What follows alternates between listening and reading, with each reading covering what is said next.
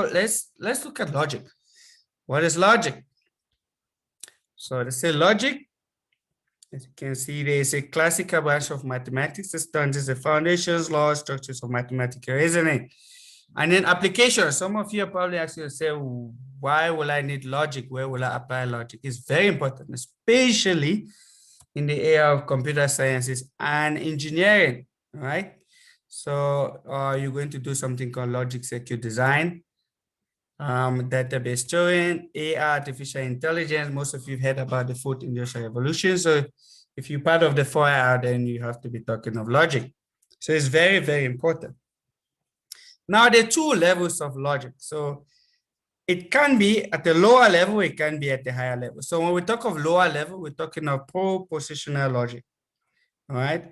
So when we talk of propositions, these are just sentences that are built from primitive statements, all right? With only a truth value, all right? So when I talk of a truth value, it means that those sentences can just either be true or false, all right? And we use something called logical connectives to build on this propositions. All right. Now, when I talk of higher level, I'm talking of predicate, or we call it first order logic. Now, I know it's still early days, and some of you don't know why I'm explaining this. It's because you're going to see this word first order predicate throughout your assessment. So every assessment, somewhere, somehow, you're going to see something that has to do with predicate, propositional, and so on. So know what this stands for, right? So I will explain again. So when I talk of lower level, I talk of propositional logic. It's just, I give you a sentence, and then that sentence can just be true or false, all right? And in that sentence, we can connect different sentences using something called logical connectives. Now, at higher level, we talk of predicates, or we say first order. First order, again, is a build on propositional logic. Now we introduce constants, variables, functions. We can even have functions, all right? And we talk about predicates over objects, as well as quantifiers, all right? I'm sure most of you have seen quantifiers. You've seen two types of quantifier, the universal quantifier, and you've also seen the existential quantifier. All right. So if everyone is happy, I'm just going to move on. I see there's a question, or let's see. Someone say, what are logical connectives? Good question, because we're just going there now. All right. You're going to see it just in a second. Propositional logic. Now, the reason I'm going to go step by step is so that we can see how it actually works. So I said a proposition is a sentence that can either be true or false, but not both. All right. Now you need to pay attention, because if I ask you stuff like this in my assessment, you should be able to get those marks really quick. The first one, I say UJ is situated in Johannesburg. Obviously, we know that this statement is true. So it's a proposition because it's true. There's no doubt, it's true. UJ is in Johannesburg, so it's fine. Durban is the capital of South Africa, okay? We know that this statement is false, so we're very confident that it's false. Therefore, it is also a proposition, because we say that statement just has to be true or it's false, but not both, all right? Okay, 3 plus 3 equals 6. Obviously, that's basic addition. It's true. It's true, therefore, it's a proposition. 3 plus 3 equals 5. All right. Obviously, when you reading this, make sure you don't read it out loud for your little cousins to they might think you crazy. So there is still a proposition, even though it's false. All right. So that's the beauty of logic. So logic, even a false statement, is important to us. All right. But now this is where things get a little bit strange. Are you tired? Now I'm asking you a question. Are you tired? If I allow you guys to answer that question in the chat area, I'm so confident that there will be a lot of yes and no's, right? The fact that this statement doesn't have a specific answer, it can either be yes or no or true or false. Therefore, we say this is not a proposition. Very important. It is not. Why? Because it is ambiguous. Ambiguous means there's some confusion there. We don't know if it's true or false. One person can say I'm third, the other person can say I'm not third. All right. So if I give you a question in the test and I say, which of these is a proposition? Just look at the one that doesn't create any confusion. All right. She is a university student. Again, the big question is, who is she? You see, so it depends on who the person is. They will know if they are a university student or not. So again, this cannot be a proposition because there's still that doubt. There's that question mark there. We don't know who she is. You say X is a rational number. All right. The question you're going to ask is, but what is X? It depends on what value of X. All right. If you assign X to be, let's say 2, yes, it works. Now, if you assign X to be root of 2, it doesn't work because root of 2 is irrational. So in that case, we say no. So there is some doubt there. All right. I hope everyone is happy. So if you see this in the future, you should know what to do. Now let's go to logical connectives. The guy who asked the question, logical, what are logical connectives? All right. So when I talk of logical connectives, we're looking at that smallest part of my proposition. All right, the smallest piece of my proposition. So a proposition by default, we in our head is this big piece or this big statement, which we can actually break it down into smaller parts. All right, and those smaller parts we call them the primitive and atomic propositions. All right, now when I talk of logical connective, let's assume I have a statement called P. Maybe this statement is today is Tuesday. And then I have another statement called Q, which is our next class is on Thursday. So we know 2 statements. Now, how do I connect these 2? I can say, for example, if I add a logical connective, you see there. So logical connective is this. After taking that whole, so we treat this whole thing as a compound proposition that consists of, we call this your letters or your variables. And then your logical connective now is what connects those statements together. I have a very big statement. I can break it into 2 different statements, and I can connect those statements using something called logical connective. I hope everyone is happy. For example, a logical connective like this is an implication, which just means if P, then Q. All right. We can form compound propositions from primitive ones using logical connective. I've already explained that. So a compound proposition means that you have 2 or more variables or letters. So you have P, Q, R, which stands for different statements, all right, or different sentences. Now I can connect the sentences using logical connective. I just gave you one, which is the implication. Another one is the and, we call this the conjunction. Another one is logical or, which we call it the bijection, all right? And then we even have another one called biconditional statement. So for example, if I use this, it means if and only if, all right? But we're going to see all these logical connectives, all right? Now, very important, this is very, very important. We use lowercase letters, P, Q, R, all right? So if you say let P stands for a statement, John is a boy, for example, that P you're talking about needs to be a lowercase, all right? Very important. It has to be lowercase. The only time you start introducing upper cases is when we go to higher levels, because at this stage we still at the lower level logic. When you go to higher level logic, where we talk of predicates, yes, you're welcome to use upper cases. For now, lower cases only, all right? Let's look at some most common logical connectives. All right, I think I've already explained this once. So the first one you see there is a negation. So this one is negation. If you check somewhere, they also write it like this. All right, like a tilde sign. Preferably I'll just do that. All right, so it stands for negation or not. All right. And then this one is conjunction. So conjunction, the upside down V is for and. And. So if I say, for example, if I say A, and then I do this, and then I say B, I'm saying A and B, all right?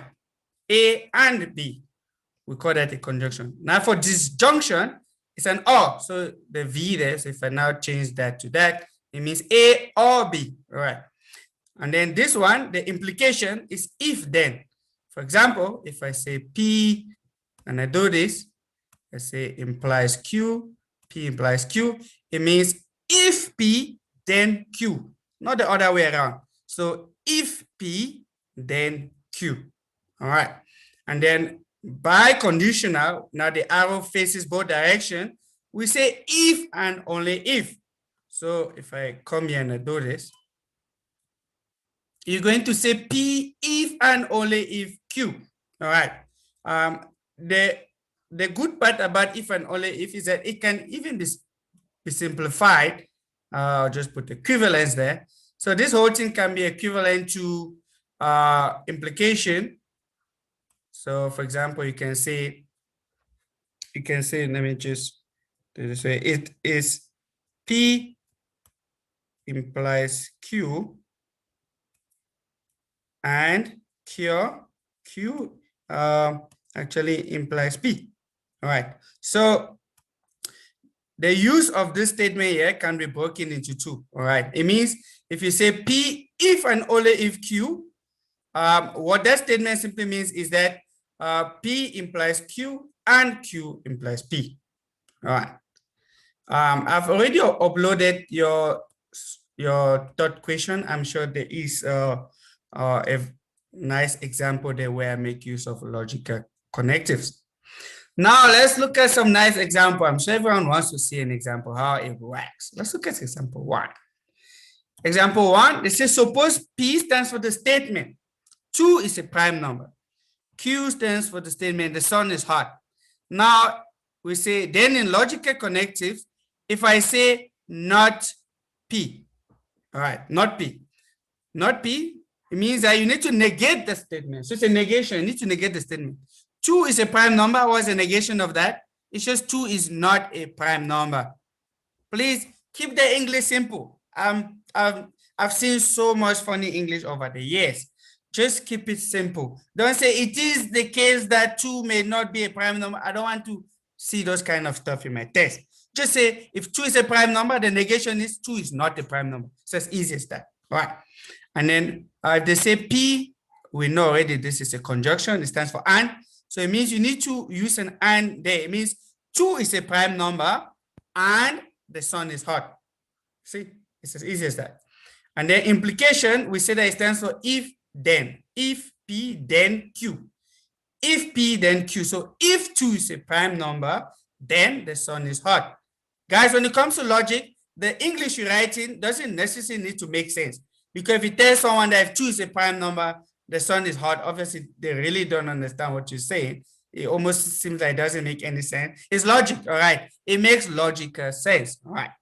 And then Q, if and only if P. Remember this biconditional statement that means if and only if. So we start with Q. Guys, don't get confused because I can start by asking you that guy and then I ask you this other one. Then you fail to see that now I'm actually starting with Q before actually going to P. And then some people read it P if and only if Q. All right. So be careful. Look at it carefully. Which one comes as a P or as a Q? In this case, it's Q that comes first. So we say the sun is hot if and only if 2 is a prime number. All right. For those of you that were following when I said that this can be broken into 2, you can say that you can say Q implies P and P implies Q, which means that if the sun is hot, then 2 is a prime number. That's for Q implies P. And they say and you say the sun is hot. If the sun is hot, then 2 is a prime number. But you see, if you do it that way, it will be a lot of writing, but you get exactly the same mark.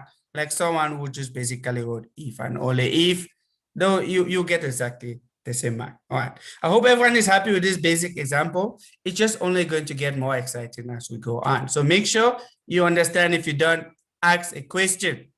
Let's look at example 2. Example 2, they say, suppose P stands for the statement John is healthy, Q, John is wealthy, and R, John is wise. Now, I'm asking you, what is this? So what does this statement, so what can I get out of all of this? Now, the first thing you need to do is, when you're reading this, please try read from left to right. All right. So if I say not Q, it means I'm negating the statement there. So not Q says, John is not wealthy. John is not wealthy. And then you see there's an or there. Or there's an implication. So you know it needs to be if then. So we say if he, guys, be careful, is if he, not if John is healthy. Because there's some people, they're good at saying John, or Mary all the time. Once you've used John once, the next time just say he. All right. So if he is wealthy, then if you remember, well, this part is negated. So it means we need to negate this piece here. He is wealthy and not wise. All right. So John is not wealthy, or if he is healthy, then he is wealthy and not wise. All right. That's it. It's as easy as that. Any question, or everyone is happy? Yes, someone can see that the time is running out. Yes, I can see it's the first time attending, because when the time runs out, you just need to click on the link that is sent again, and you'll be back to the session. All right. So you don't need to bother if the time runs out. It's fine. We're just going to start the session all over again. All right, if everyone is happy with that, let's move to truth values for logical connectives. So this is where you need to pay attention, because you've done something called truth tables, or at least you should remember that.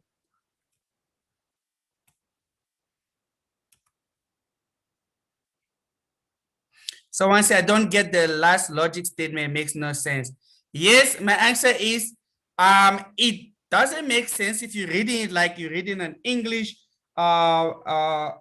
dictionary or some English textbook or something, but logically it makes sense. All right. So I told you guys before that when it comes to logic, if I ask you a question, just do it the way I'm asking you, right? You don't need to process it for it to make sense. For example, if I say 2 + 2 = 6, obviously you're going to tell me again that doesn't make sense, all right? But in logic, it's a valid statement. All right. When I say valid, it means it's a propositional statement. All right. So I want you guys to start thinking logically from this point going forward. All right. So let's discuss the truth values for logical connectives. Let's see how it works here. So let's say if we know the truth values of P, Q, and R, then we can determine the truth value of a compound composition, compound statement. All right. Such as this, for example. It makes sense. If I know what the truth value of P is, I know what the truth value of Q is, then no matter what kind of combination you make or what kind of compound statement you give me, I will be able to know what the truth value of that whole statement is. All right. So the first one, the statement there is just not P. All right. So the proposition is just not P. Now, how do you derive that using the truth table? Guys, we call this thing here as truth table. All right. I'll explain as we go along how you build a truth table. Up to now, some of you are not good with truth tables. I saw it in your logic assessment. Now, the first rule we need to remember when we talk of truth tables, or when we're looking for truth values, is this formula here: 2 to the power n. That gives us a number of combinations. Now that n stands for your number of variables. So the variable there is your P, your Q, and your R. So depending on how many of those you have in that compound statement, then you're going to know how many combinations you're going to get. For example, I only have P. You can see there, one single variable. Therefore, how many combinations? 2 to the power 1, which is 2. It means I have 2 possible combinations, which is only true or false. There you go. And if I need to negate the statement, Obviously not true is just false. Not false is just true. See, very easy, all right? Now, if I add one more, just go down quickly. Now, for the second one, if I add one more variable, right? So we're just gonna add one more variable. You can see now I have P and Q, two variables. Before you build your truth table, go to your formula. 2 to the power 2 is 4, you know in your head. You're going to have 4 combinations. And the way it works is you split them into halves. So for example, I have 4 combinations. So I'm going to have 2 truths and 2 false. And please go in that order. You understand? To make my life easy when marking your work, just write them in this order. So use true, true. So you split it into half. True, true, and then false, false. All right. And then for Q, so that is for your P. Then for the second variable, which is Q, you split it again to half. So instead of 2 truths, you're going to have 1 true, 1 false, and then you have 1 true, 1 false. All right. You see, every time we're splitting into half. Now, and for a statement to be true, so if I give you 2 statements, the only way it's true is if both of the statements is true. So true and true is true. True and false, obviously, is false. False and true is false. False and false is false. You see that for the conjunction, the only time your conjunction will be true is if both statements are true. All right. Please keep that in mind.